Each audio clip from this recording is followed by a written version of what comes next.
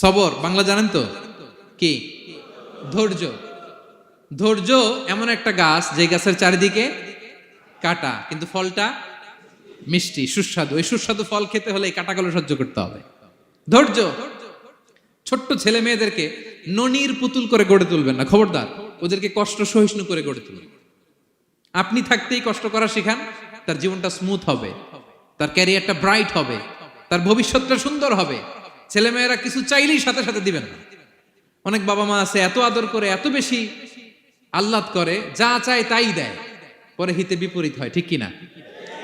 ছেলে মেয়েকে অভাব শেখান, ছেলে মেয়েকে কষ্ট শেখান, ওদেরকে সংগ্রাম শেখান, প্রতিকূল পরিবেশে কি করে টিকে থাকতে হয় এটার সবক শেখান। সেদিন লোকমান তাই করলেন, ছেলের সবর শিখাইলেন যে বাবা ধৈর্য ধারণ করো, আতঙ্কিত হবা না। জীবন এটা সহজ নয়, জীবন চলার পথ সহজ নয়, এটাকে সহজ করে নিতে হয়। কখনো সবর করে, কখনো ক্ষমা করে, কখনো অন্যকে ইগনোর করে, কখনো দোয়া করে, কখনো আল্লাহর উপর তাওয়াক্কুল করে, ঠিক কিনা? ছেলে মেয়েকে আদর করে বোঝাবেন, বাবা এখন তুমি বাবার হোটেলে খাও, মায়ের হোটেলে ঘুমাও। সারা জীবন এমন চলবে না, দুনিয়াটা বড্ড কঠিন, এখানে কেউ কাউরে জায়গা করে দেয় না, নিজের জায়গা নিজেরই করে নিতে হয়, ঠিক কিনা? ছোটবেলা থেকেই তাকে দৃঢ় মনোবলের করে তুলতে হবে যে বাবা দুনিয়াটা এত সহজ নয়, এটা সহজ করে নিতে হয়। This is the life hacks. এই লাইফ হ্যাক গুলো আপনি শিখাবেন, লাইফ লেসন গুলো শিখাবেন। ধৈর্য ধরো, সৎ কাজের আদেশ দাও, মন্দ কাজের নিষেধ করো। এগুলো করতে গেলে একটু বাধা বিপত্তি আসবে, কিন্তু শেষ হাসিটা তুমিই হাসবে, ঠিক কিনা? বিজয় তোমারই হবে। কি বলেন? সময়ই কথা বলে, সময়ই কথা বলে। বিপদে ধৈর্য ধরো। বিশ্বনবী আল্লাহ বললেন ওয়াসবির আলা মা ইয়াকুলুনা ওয়াহজুরহুম হাজরান জামিলা। নবী হে, বিপদে ধৈর্য হারা হবেন না। ভালো সময় সামনে আসছে, মক্কায় আপনারে কষ্ট দেয়, গণক বলে, জাদুকর বলে, পাগল বলে, মদিনাতে বিজয় আপনারই হবে, ঠিক কিনা? ছেলে মেয়ে যেন আশাবাদী হয়ে গড়ে ওঠে, হোপফুল, আতঙ্কিত যেন না হয়। কষ্ট শিখান, ধৈর্য শিখান। আচ্ছা গেল। এরপর তিনি বললেন ওয়ালা তুসাইর খাদ্দাকা লিন্নাস। ও আমার কলিজার টুকরা সন্তান, ওয়ালা তুসাইর খাদ্দাকা লিন্নাস, অহংকার করে মানুষ থেকে মুখ ফিরিয়ে নিও না। ছেলেরে এবার সোশ্যাল বানানোর চেষ্টা করতেছেন, হ্যাঁ? ওয়ালা তুসাইর খাদ্দাকা লিন্নাস। দেখেন একটার পর একটা, প্রথমে স্রষ্টারে চিনাইলেন, তাই না?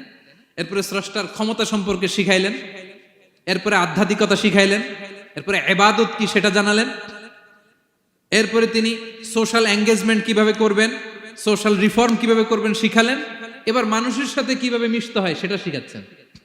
মানে পিপল ওরিয়েন্টেড হও। ওয়ালা তুসাইর খাদ্দাকা লিন্নাস, অহংকার করে মানুষের থেকে মুখ ফিরিয়ে নিও না, মুখ ছিটকাবে না। মানুষকে সম্মান করো, মানুষের সাথে মেশো, বি পিপল ওরিয়েন্টেড। আমাদের অনেক ছেলে মেয়েরা মানুষের সাথে মিশতে পারে না। দোষ কার? বাবা মায়ের, শেখায় না। একটা সময় আমাদের মনে আছে, ছোটবেলায় মেহমান আসলে আমরা এত খুশি হইতাম, কি বলেন? মেহমানের কাছে যাইতাম, সূরা শোনাইতাম, কবিতা শোনাতাম, এটা খেলতাম, ওইটা করতাম, যাওয়ার সময় আমাদেরকে টাকা দিয়ে যেত, হায় রে খুশি। এখন দেখবেন টেনে হিসেবে মেহমানের সামনে আনা যায় না। এরকম আছে না নাই? অনেক ফ্যামিলিতে এরকম আছে যে তারা সারাদিন ডিভাইস নিয়ে, এই ডিভাইস আসক্তি এত মারাত্মক পর্যায়ে পৌঁছেছে যে তারা মানুষের সাথে মিশতে পারে না। এই পাবলিক ওরিয়েন্টেশনটা অনেকের নাই, পিপল ওরিয়েন্টেশন নাই। অনেক ছোট বাচ্চা, মেহমান আসছে, তুমি একটু আসো, সালাম দাও, বসো, আসতে চায় না, বসতে চায় না, কারণ ওরা শিখানো হয় না। সারাদিন দিয়ে রাখছে কি হাতে? মোবাইল। এই জন্য ছোটবেলা থেকে আমরা যেন সামাজিক বানাই, বাচ্চাকে যেন শেখাই, বাবা মুরব্বীকে দেখলে সালাম দিতে হবে। কি করতে হবে? ওরা শিখাবেন। অনেক সময় ছোট বাচ্চারা না বুঝে দারোয়ানের সাথে খারাপ আচরণ করে, ঘরের কাজের বুয়ার সাথে খারাপ আচরণ করে, ড্রাইভারকে বকা দেয়, আছে না নাই? ভদ্রতা, ডিসেন্ট ম্যানার আপনি শিখান নাই তো, শিখবে কোত্থেকে? এই জন্য শুরুতেই বললাম যে গরুর পেট থেকে বেরোলে গরু হয়, কিন্তু মানুষের পেট থেকে বেরোলেই ওটা মানুষ হয় না। ওটারে মানুষ বানাতে হয় দিনের পর দিন, মাসের পর মাস, টিউনিং করে, পলিশিং করে, গাইড করে করে মানুষের মতো মানুষ বানাতে হয়। তাহলে ছেলেনে বললেন ওয়ালা তুসাইর খাদ্দাকা লিন্নাস, তোমার চেহারাকে মানুষ থেকে ফিরিয়ে নিও না, গণমুখী হও, মানুষের সাথে মেশো। ছেলে মেয়েদেরকে এটা বলবেন।